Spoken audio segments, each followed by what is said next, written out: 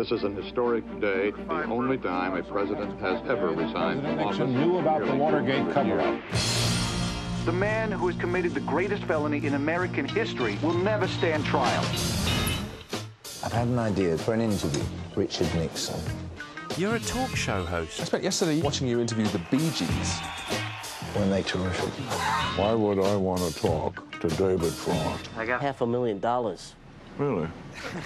How are you, Mr. Ron? I'm well, thank you. Congratulations on being honored by the Palm Springs International Film Festival. I'm really excited about that. My daughter Bryce was given an award a couple of years ago, and you know, just had a great experience, and I was you know, really honored to learn that I'd been named, and you know, looking forward to going.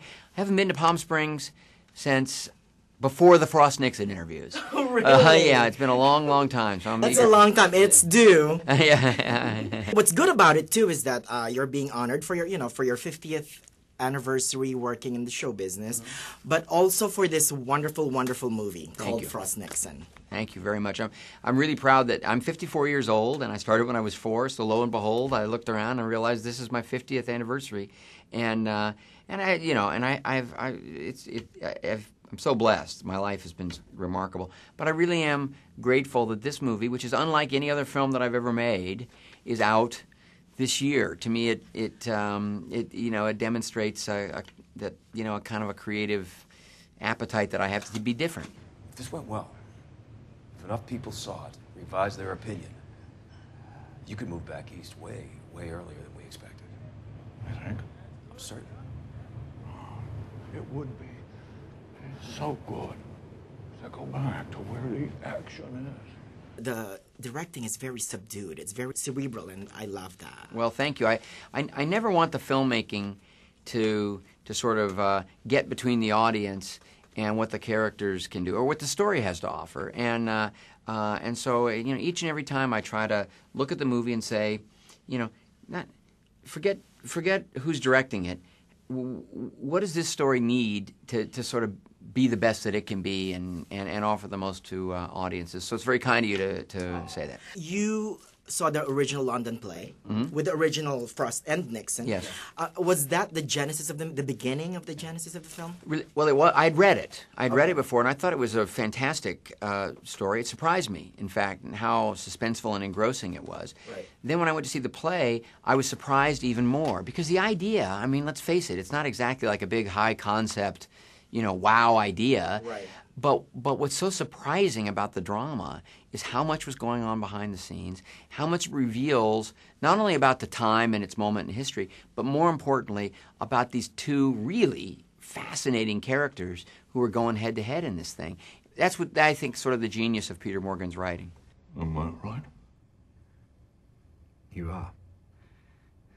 Except only one of us can win. Yes.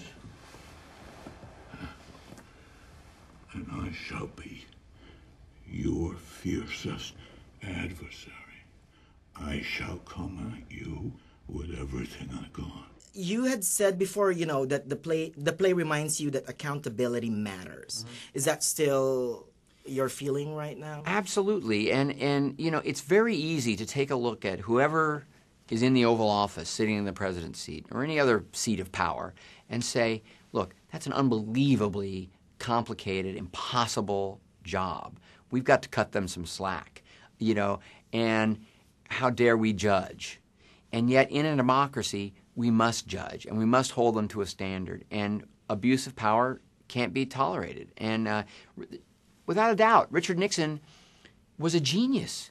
What he understood about politics, what he understood about the world, remarkable man. Yet, his own character defects allowed him to actually commit criminal acts and participate in an abuse of power that can't be tolerated in a democracy. And so that's sort of the complexity of the story in my mind. Right. Not everything that the president does is legal. Right. Thank you so Take care. much. Bye-bye. 3, 2, cue David. Are you really saying the president can do something illegal? I'm saying that when the president does it, that means it's not illegal. I'm sorry?